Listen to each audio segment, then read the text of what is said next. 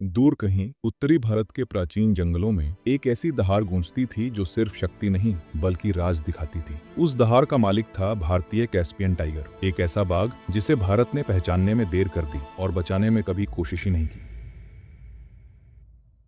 आज भारत के लोग बंगाल टाइगर जानते हैं, साइबेरियन टाइगर जानते हैं, लेकिन कैस्पियन टाइगर जिसकी जड़ें भारत तक फैली थीं, वो भूल चुका है। ये कहानी उसी खोए हुए दैत्य की है जिसे इंसानों ने जंगलों से, नदियों से, पहाड़ों से और इतिहास से मिटा दिया। प्राचीन भारत के उत्तर पश्चिमी इलाके, कश्मीर से लेकर अफगान सीमा तक और उससे भी आगे हिमालय के नीचे बसी घाटियां, ये जगहें एक समय कैस्पियन टाइगर का साम्राज्य थीं। उसका शरीर एक आम बाघ से बड़ा था, कंधे चौड़े, सिर भारी और फर घना, क्योंकि ये बाघ ठंडे पहाड़ी इलाकों में रहता था। बर्फ पर चलते समय उसके कदमों की आवाज दूर तक सुनाई देती थी। वो अकेला चलता, धीरे भारी सांसों के साथ, और जंगल उसके रास्ते से हट जाता। सदियों पहले भारत के शिकारियों को एक नकली डर ने पकड़ लिया था कि ये बाघ बहुत बड़ा है, बहुत शक्तिशाली है और इंसानों के लिए खतरा है। सच्चाई ये नहीं थी। ये बाघ हमेशा जंगलों में रहता, शिकार बदलता, पर इंसानों से बचकर चलता था। लेकिन भय हमेशा इंसान पैदा करता है, जानवर नहीं। धीरे धीरे लोगों ने इसे दुश्मन कहना शुरू किया, और जहां डर बढ़ता है वहां गोलियां भी बढ़ती हैं। 19वीं शताब्दी में भारत, अफगानिस्तान और ईरान, सभी जगहों पर एक ही चीज हो रही थी।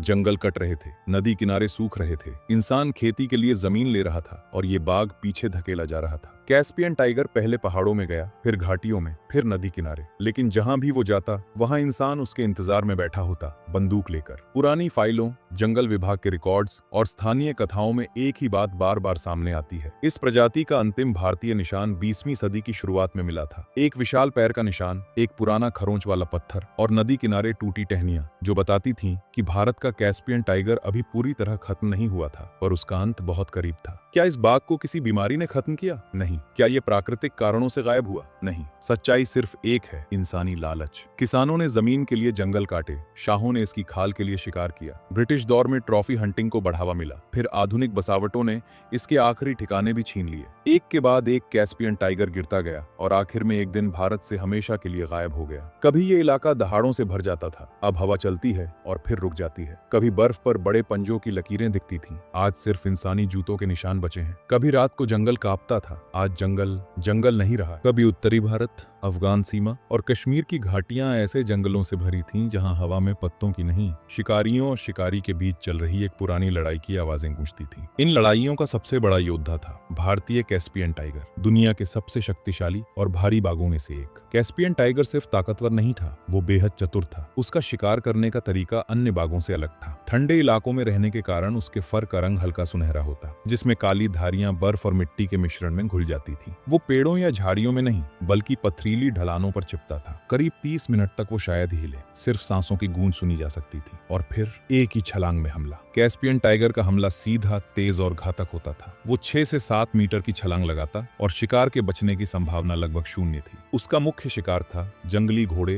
हिरण, जंगली सुअर, पहाड़ी भेड़ और कभी कभी बड़े पक्षी। ये बाघ बिना जरूरत के शिकार नहीं करता था, उसकी हर किल जीवित रहने की मजबूरी थी, इंसानों की तरह लालच नहीं। कैस्पियन टाइगर की टेरिटरी एक साधारण बाघ से कहीं बड़ी थी। वो एक वक्त में करीब 200 से 400 किलोमीटर तक घूमता था। उसकी टेरिटरी में शामिल होते थे जमे हुए नदी किनारे, चट्टानी ढलाने, घास के मैदान और दुर्लभ जंगल। उसके रास्ते पीढ़ियों से चले आ रहे थे। वो उन्हीं पगडंडियों पर चलता जहां उसके पूर्वज चले थे, लेकिन ये वही रास्ते थे जिन्हें इंसानों ने धीरे धीरे सड़कों, खेतों और कॉलोनियों में बदल दिया। कैस्पियन टाइगर कठोर और खतरनाक था, लेकिन मेटिंग सीजन में इस विशाल शिकारी के भीतर भी एक नरम शांत व्यवहार दिखता था। नर बाघ अपनी दहाड़ हल्की कर देता, दोनों बाघ एक दूसरे के निशानों का पीछा करते, टेरिटरी की सीमाएं अस्थायी रूप से टूट जाती और नर मादा साथ कई दिन तक चलते। मादा केवल 2 से 3 बच्चे पैदा करती थी। उन बच्चों को 2 साल तक मां की देखभाल चाहिए होती थी, लेकिन शहरों ने, खेतों ने, शिकारियों ने उन 2 साल को 2 महीने भी नहीं रहने दिया। 20वीं सदी के शुरू में इंसानी आबादी तेजी से बढ़ी।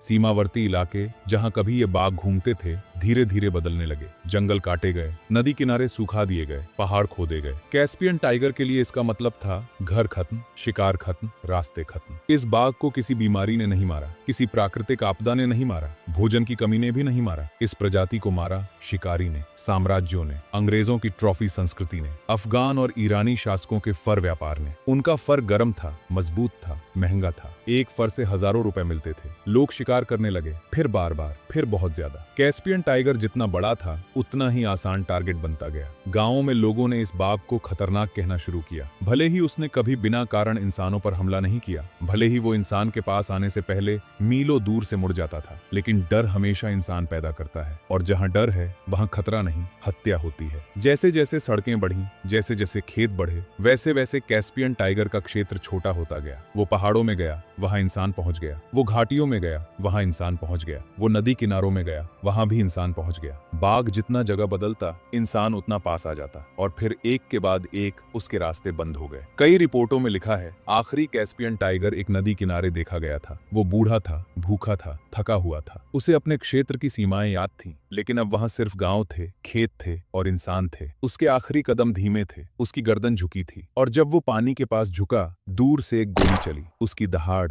हमेशा के लिए रुक गई। दुनिया ने कई जानवर खोए हैं, लेकिन कैस्पियन टाइगर की कहानी केवल एक्सटिंक्शन की नहीं, आइडेंटिटी की भी है। क्योंकि जब ये बाघ मर गया, तब भी उसका सच नहीं मरा। उसका डीएनए छाया की तरह जिंदा रहा। 2000 के दशक में कई वैज्ञानिक संस्थानों ने पुराने कैस्पियन टाइगर की खाल, हड्डियों और दांतों के नमूने लिए। उनका मकसद था ये पता लगाना कि ये बाघ किस प्रजाति से जुड़ा था। क्योंकि दुनिया में बंगाल बाघ, साइबेरियन बाघ, इंडो चाइनीज बाघ, मलायन बाघ सब अलग अलग समूह थे। लेकिन जब डीएनए का विश्लेषण पूरा हुआ, तो परिणाम ने वैज्ञानिकों को भी हिला दिया। कैस्पियन टाइगर और साइबेरियन टाइगर का डीएनए लगभग एक जैसा था। अंतर इतना कम कि माना गया दोनों एक ही पूर्वज से निकले थे। लेकिन कहानी यहीं खत्म नहीं होती। एक और गहरा सच मिला। कैस्पियन टाइगर का जेनेटिक पैटर्न भारत के उत्तरी पहाड़ी बाघों से भी मिलता था। मतलब एक समय भारत के पहाड़ कैस्पियन लिनिएज का घर थे। कैस्पियन टाइगर भारत का खोया हुआ बेटा कहा गया, लेकिन भारत को यह सच तब पता चला जब वो बाघ कहीं भी जिंदा नहीं बचा था। हिमालय और उसके पश्चिमी पहाड़ एक विशाल वाइल्ड लाइफ कॉरिडोर थे।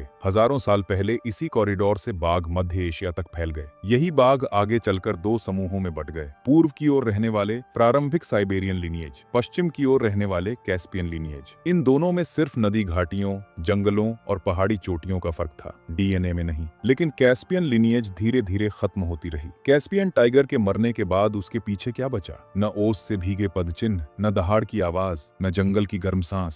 सिर्फ 3 चीजें बची। पुरानी तस्वीरें, धुंधली, काली सफेद, जिनमें उसकी ताकत कैद नहीं हो सकी। पुराने शिकारियों की डायरी जो उसके मरने का गर्व लिखती हैं, उसके जीने का सच नहीं। डीएनए के नमूने जो हर साइंटिस्ट को एक ही बात बताते हैं, इसके जैसा दूसरा कोई नहीं था। ये सवाल दुनिया के कई कॉन्जर्वेशनिस्ट ने पूछा है। अगर इसका डीएनए साइबेरियन टाइगर से लगभग समान है, तो क्या साइबेरियन बाघों को पुराने कैस्पियन इलाके में बसाया जा सकता है? वैज्ञानिकों का उत्तर था, हाँ संभव है, लेकिन आसान नहीं। क्योंकि पुराने जंगल खत्म हो चुके हैं, पुराने रास्ते टूट चुके हैं, नदी घाटियां बदल चुकी हैं, और सबसे बड़ी बात, वो इलाका राजनीतिक रूप से अस्थिर है। भारत के लिए तो ये असंभव है, क्योंकि भारत का हिस्सा कैस्पियन टाइगर ने बहुत पहले छोड़ दिया था। आज हम कोशिश भी करें तो भी वो जगह उसी रूप में मौजूद नहीं जहां वो बाघ जी सकता था। कैस्पियन टाइगर की मृत्यु एक खतरा नहीं थी, एक चेतावनी थी। लेकिन इंसान ने चेतावनी नहीं सुनी। उसे लगा एक जाता है, दूसरा आएगा। लेकिन वो नहीं समझा कि प्रकृति हमारे लिए प्रोडक्शन फैक्ट्री नहीं है जहां जानवर रिप्लेस होते एक्टिवेट्स होते हैं। कई जगह वो जंगल अभी भी खड़े हैं